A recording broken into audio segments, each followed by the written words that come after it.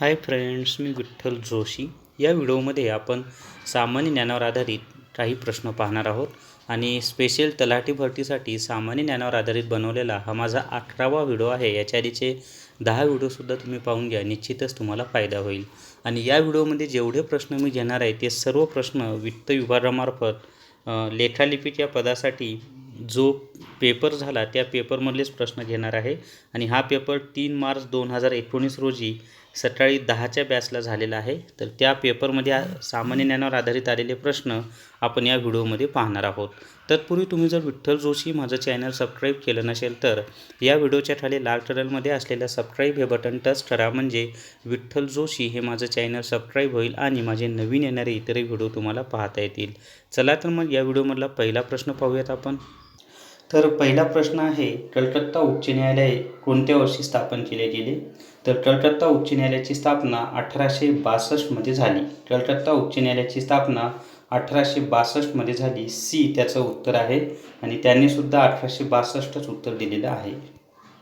त्यानंतरचा प्रश्न आहे, राष्ट्रीय मतदार दिन दरवर्षी डॅश डॅश या दिवशी साजरा केला जातो. तर राष्ट्रीय मतदार दिन दरवर्षी 25 जानेवारी या दिवशी साजरा केला जातो. राष्ट्रीय मतदार दिन दरवर्षी 25 जानेवारी या दिवशी साजरा केला जातो. त्यानंतरचा प्रश्न आहे, 1951मध्ये औपचारिक उद्घाटन झालेल्या भारतीय तंत्रज्ञान संस्थेचे नाव सांगा. तर 1951मध्ये औपचारिक उद्घाटन झालेल्या भारतीय तंत्रज्ञान संस्थेचे नाव IIT खडगपूर हे आहे. IIT खडगपूरचे उद्घाटन 1951मध्ये झाले. त्यानंतरचा प्रश्न आहे, मराठ्यांच्या सत्तेदरम्यान पन्हाळा किल्ल्यामधील कोणत्या रचनेचा वापर धान्याचे कोठार म्हणून केला गेला? तर मराठ्यांच्या सत्तेदरम्यान पन्हाळा किल्ल्यामधील धर्माकोठे किंवा धर्माकोठी यांचा वापर धान्याचे कोठार म्हणून केला गेला. मराठा सत्तेच्या दरम्यान पन्हाळा किल्ल्यात धर्माकोठी या रचनेचा वापर धान्याची कोठी म्हणून केला गेला. त्यांचे उत्तर तेच आहे, धर्माकोठी. त्यानंतरचा प्रश्न आहे, खालीलपैकी चुकीचे विधान ओळखा. आणि विधान दिलेले आहेत, आपल्याला चुकीचं विधान ओळखायचं आहे. पहिला आहे, प्राण्यांच्या शरीरातील अभिस्तर ऊती या संरक्षक ऊती असतात. बरोबर आहे हे. अभिस्तर ऊती ह्या वायुकोशाच्या अस्तरामध्ये असतात, हे सुद्धा बरोबर आहे. अभिस्तर ऊतींचा थर पारगम्य असतो, हे सुद्धा बरोबर आहे. अभिस्तर ऊतींमध्ये भरपूर आंतरपेशीय जागा असते, हेच चुकीचं आहे. आणि आपल्याला चुकीचं विधान विचारलं होतं म्हणून याचं उत्तर आहे डी, हे चुकीचं विधान आहे. त्यानंतरचा प्रश्न आहे, क्षीण आवाज यामुळे येतो. तर क्षीण आवाज हा लहान आंदोलनामुळे येतो. क्षीण आवाज हा लहान आंदोलनामुळे येतो. बी त्याचं उत्तर आहे. त्यानंतरचा प्रश्न आहे, चीन वर्ल्ड पॅरा ॲथलेटिक्स ग्रँड प्रिक्समध्ये भारताने किती पदकं जिंकली? तर चीन वर्ल्ड पॅरा ॲथलेटिक्स ग्रँड प्रिक्समध्ये भारताने 2 पदके जिंकलेली आहेत. बी त्याचं उत्तर आहे, 2 पदके जिंकली. गुणसूत्रांचे अनेक संच असणाऱ्या वनस्पतीला डॅश डॅश म्हणतात. तर गुणसूत्रांचे अनेक संच असणाऱ्या वनस्पतीला बहुगुणित असे म्हणतात. गुणसूत्रांचे अनेक संच असणाऱ्या वनस्पतीला बहुगुणित असे म्हणतात. बी त्याचं उत्तर आहे. नंतरचा प्रश्न आहे, खालीलपैकी कोण सर्वात लहान भारतीय बुद्धिबळ ग्रँड मास्टर आहे? तर परिमार्जन नेगी हा सर्वात लहान भारतीय बुद्धिबळ ग्रँड मास्टर आहे. परिमार्जन नेगी हा सर्वात लहान भारतीय बुद्धिबळ ग्रँड मास्टर आहे. परिमार्जन नेगी हे त्याचं उत्तर आहे. त्यानंतरचा प्रश्न आहे, 7 खंडातील सर्वात उंच पर्वत शिखर आणि 7 ज्वालामुखी शिखर जिंकणारा किंवा पादाक्रांत करणारा जगातील सर्वात तरुण गिर्यारोहक कोण आहे? तर याचं उत्तर आहे सत्यरूप सिद्धांत, हे त्याचं उत्तर आहे. डी त्याचं उत्तर आहे, सत्यरूप सिद्धांत. मराठा सत्तेमध्ये शिवाजी महाराजांच्या सत्तेदरम्यान गुप्तवार्ता पदे आणि अंतर्गत प्रकरणे हाताळणाऱ्या मंत्र्यांना डॅश डॅश म्हटले जात.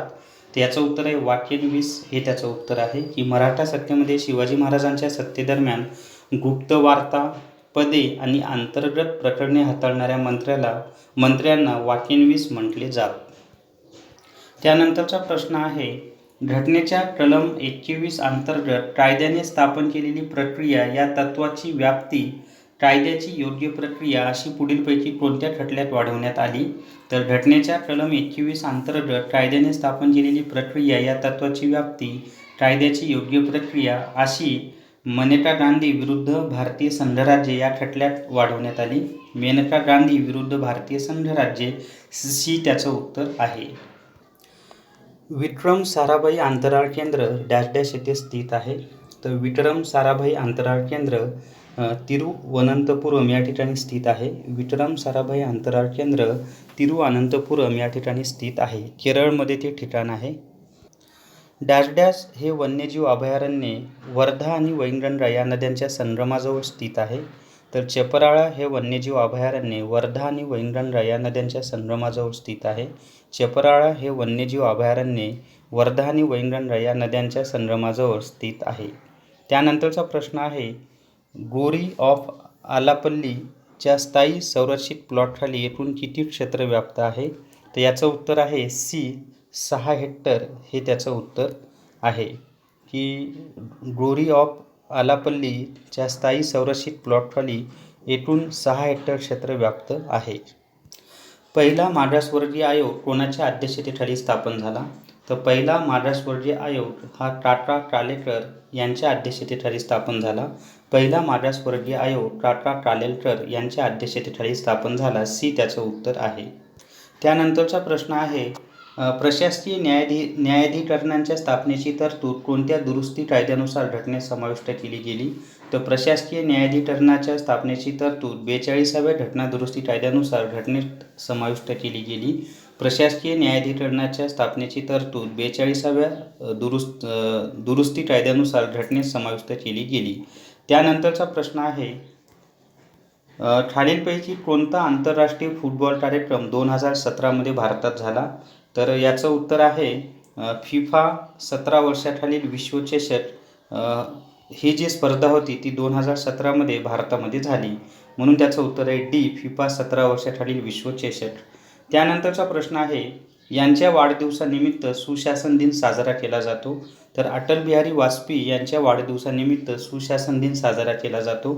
अटल बिहारी वाजपेयी यांच्या वाढदिवसानिमित्त सुशासन दिन साजरा केला जातो. नंतरचा प्रश्न आहे, पैनगंगा ही नदी महाराष्ट्राच्या डॅश डॅश रांगांमध्ये उगम पावते? तर पैनगंगा ही नदी महाराष्ट्राच्या अजिंठा या डोंगर रांगांमध्ये उगम पावते. पैनगंगा ही नदी महाराष्ट्राच्या अजिंठा या डोंगर रांगांमध्ये उगम पावते. विठ्ठल जोशी सरांच्या म्हणजेच माझ्या भूगोलच्या पुस्तकामध्ये याची मी माहिती दिलेली आहे. त्यानंतरचा प्रश्न पाहूयात आपण. त्यानंतरचा प्रश्न आहे, ऑक्टोबर 2018मध्ये भारताचे सॉलिसिटर जनरलपदी कुणाची नेमणूक केली गेली? तर ऑक्टोबर 2018मध्ये भारताचे सॉलिसिटर जनरलपदी तुषार मेहता यांची नेमणूक केली गेली. 2018मध्ये भारताचे सॉलिसिटर जनरलपदी तुषार मेहता यांची नेमणूक केली गेली. त्यानंतरचा प्रश्न आहे, नागपूर हे शहर डॅश डॅशद्वारे स्थापित केले गेले आणि नंतर ते डॅश डॅशच्या सत्तेखाली मराठा साम्राज्याचा भाग बनले. तर याचं उत्तर आहे ए, की नागपूर हे शहर गॉंडसद्वारे स्थापित केले गेले आणि नंतर ते भोसलेच्या सत्तेखाली मराठा साम्राज्याचा भाग बनले. 1 नंबरचा आहे गॉंडस आणि भोसले. म्हणजे नागपूर शहर गॉंडस यांच्या नेतृत्वाखाली म्हणजे यांनी स्थापित केले आणि नंतर भोसले यांचं त्या ठिकाणी सत्ता होती. खालीलपैकी कोणता जीव पक्षीवर्गीय नाही? तर खालीलपैकी कोणता जीव पक्षीवर्गीय नाही? याचं उत्तर येते वटवाघूळ. सी हा पक्षीवर्गीय नाही. बाकी सर्व पक्षी आहेत. हे पारवा, कावळा, चिमणी सर्व पक्षी आहेत. सोपा प्रश्न होता हा. नंतरचा प्रश्न पाहूयात आपण. तर याचं उत्तर आहे वटवाघूळ हा पक्षीवर्गीय नाही, इतर सर्व पक्षीवर्गीय आहेत. सीमा रस्ते संघटनेने बॉर्डर रोड्स ऑर्गनायझेशन बांधलेला डिप्लो पूल डॅश डॅश राज्यात आहे? तर सीमा रस्ते संघटनेने बांधलेला डिप्लो पूल हा अरुणाचल प्रदेश या राज्यामध्ये आहे. डी त्याचं उत्तर आहे. अरुणाचल प्रदेश या राज्यामध्ये आहे. कप्तान म्हणून पहिल्या 3 डावांमध्ये 3 चाचणी षटक बनवणारा पहिला फलंदाज कोण? तर याचं उत्तर आहे विराट कोहली. की विराट कोहलीच हा पहिला असा कप्तान आहे ज्याने 3 डावांमध्ये 3 चाचणी षटक बनवलेले आहेत. म्हणून त्याचं उत्तर आहे विराट कोहली. त्यानंतरचा प्रश्न आहे, खिद्रापूर मंदिरामध्ये डॅश डॅश शैलीमधील लिहिलेल्या दगडी पाटीमध्ये देव कोपेश्वराला मंजूर केलेल्या गावांच्या नोंदी समाविष्ट आहेत? तर त्याचं उत्तर येते देवनागरी. ए त्याचं उत्तर आहे. आपल्या मराठी भाषेची आणि हिंदी भाषेची लिपीसुद्धा देवनागरीच आहे आणि देवनागरी लिपीलाच आपण बाळबोध लिपीसुद्धा म्हणतो. तर खिद्रापूर मंदिरामध्ये जो शिलालेख आहे तो देवनागरी लिपीमध्ये आहे. नंतरचा प्रश्न आहे, मराठा आणि ब्रिटिश सेनेदरम्यान दुसरे अँग्लो मराठा युद्ध किती वर्षे लढले गेले? तर त्याचं उत्तर आहे 2 वर्षे ते लढले गेले. की मराठा ब्रिटिश सेनेदरम्यान दुसरे मराठा इंग्रज युद्ध किंवा अँग्लो मराठा युद्ध हे 2 वर्षे लढले गेले. बी त्याचं उत्तर आहे.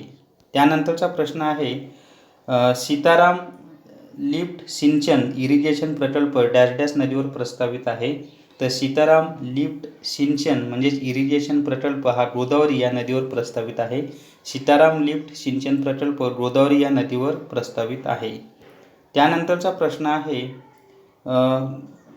कोणत्याही कारखान्यात किंवा खाणीमध्ये रोजगारासाठी पात्र होण्यास किमान वय काय आहे? तर याचं उत्तर आहे 18 वर्षे. डी त्याचं उत्तर आहे.